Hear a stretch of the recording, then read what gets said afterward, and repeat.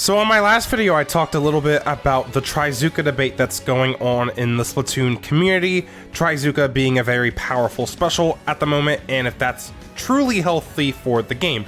I made an argument why it was, but we're not here today to get into that. Today I want to talk about is a tweet made by FLC. He writes some posts on X about how specials like Zuka just completely change the game from its normal flow.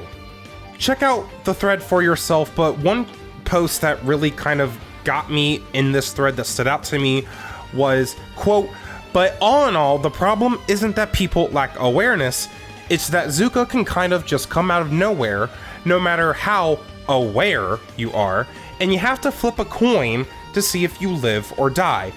It's pointless mental overhead for what's already sensory overload, the video game." End quote. In short, what he's trying to say is having to worry about dodging Zuka shots constantly is just adding already to what's a ridiculous amount of sensory overload in Splatoon 3. When you consider that this game has last-ditch effort bomb spam, shooters that have really low points for special, plus cooler, meaning they have 100% special saver for a lot of their deaths, paint coming down from 8 weapons at a time, again a lot of them are shooters that have really good ink management, yes, Splatoon 3 can be very overwhelming to the senses. Splatoon is a very overwhelming game for me. Sometimes I feel it's almost impossible to even follow a competitive match, especially from a spectator cam that's switching cameras a lot. The commentators are talking about a million things. I also have ADHD. That doesn't help either. Maybe it's just a me thing. But, you know, that's why I can't really get into commentary. I feel like my brain wouldn't even be able to pick one thing to talk about. And yet, when I play Splatoon, it feels like the perfect game. I feel more focused than ever. There's always something new happening all the time. I don't have a chance to zone out. But should a competitive game really have this much stimuli in it, past the point that the average human can really realistically handle? In my opinion, I don't think it's necessarily a bad thing. Competitions or sports, they should be hard. I personally watch motorsports such as Formula 1, IndyCar, but especially NASCAR, which is American stock car racing. They made the cars really easy to drive. It was very easy for the athletes or the competitors to do their job at a high level. It made the sport lose a little bit of integrity because, kind of like what I mentioned in my last video, there was very little skill expression. We really didn't know who the best drivers were because driving the car was just too easy. For any competition, it should be really hard to perform at the highest level. Is it a bad thing for top players in Splatoon to always have something more to worry about? They don't have 100% of everything kind of covered in their head.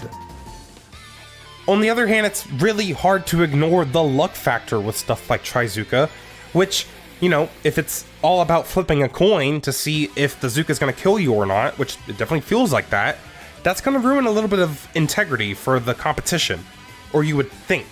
Mario Kart, which is Mental Overload, the racing game, is played at a competitive level, with the caveat of, you know, team play and consistency to even out all of the luck decided by the item reel.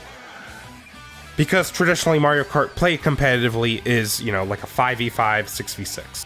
Back to motorsports, look at Formula 1. Luck is always present in the form of failure chances because it's a motor vehicle. There's thousands of parts. Any of them could fail at any time. So is it really a bad thing for Splatoon to have something like a special like Zuka or other stuff like that, like all the bomb spam that can just instantly change the game? It's hard for me to not like it. I think some of Splatoon's core identity is in the chaos and scrappy nature of its fast-paced fights. We see problems with it over poor internet connection because things are happening almost too fast for the internet to keep up with it.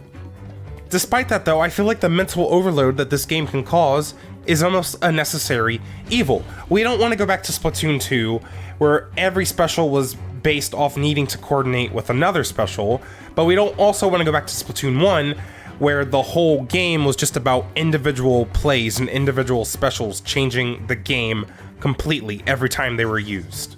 Splatoon 3, in this example, Trizooka kind of does both. Trizooka can just completely delete people with a direct hit, or it can do an AoE hit, 60 damage. It can combo with your Range Blaster player, for example. In my Trizooka video, I let on that Splatoon is a more fun game when you accept that dying is going to happen, and it's going to happen a lot. That's why I really like Tacticooler being a strong special. Not only is it raising the power level of main weapons and individual play, but the penalty of dying and mental overload the video game is basically nothing. It's a high quality miracle grade band-aid to the mental overload issue, if you ask me. And that's why I like Tacticooler. But truly, is this a fair perspective as someone that doesn't really play this game with stakes anymore? And I'm talking about myself. I think my opinion is certainly valid, but I've dropped off from playing tournaments with stakes and stick to mostly just scrims these days or send out queue. So it's really easy for me to say I don't think Trizooka randomly killing me with nothing I can do about it being a problem. That's really easy for me to say. But with all these World Championship qualifiers going on in the last few months, it's also giving me a lot of respect for our top players that are able to perform consistently at a top level. Adding team voice calls on top of all of the, the visual and audio overload that you get when playing Splatoon makes it even more impressive. We see teams like Alliance Rogue, who are the clear favorites to win the European Championship, well, they got 3rd place. Mental overload is a thing in Splatoon, but I think it might be a good thing. It's harder than ever to predict the winner of a Splatoon set right now, and I think from an outsider's perspective, that is really compelling to someone who wants to watch competitive Splatoon, or to anyone trying to get into competitive Splatoon as a spectator, as a player. But I want to know what you guys think. We're all entitled to our opinions. My opinion on this might change later. I don't want to just parrot what, top players are saying or people on X, such like FLC, Chara.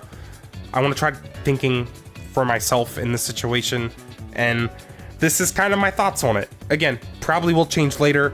Very excited to see what you guys have to say in the comments below. Please subscribe to the channel for more Splatoon 3 discussions, and I will see you guys next time. Stay safe. Bye-bye.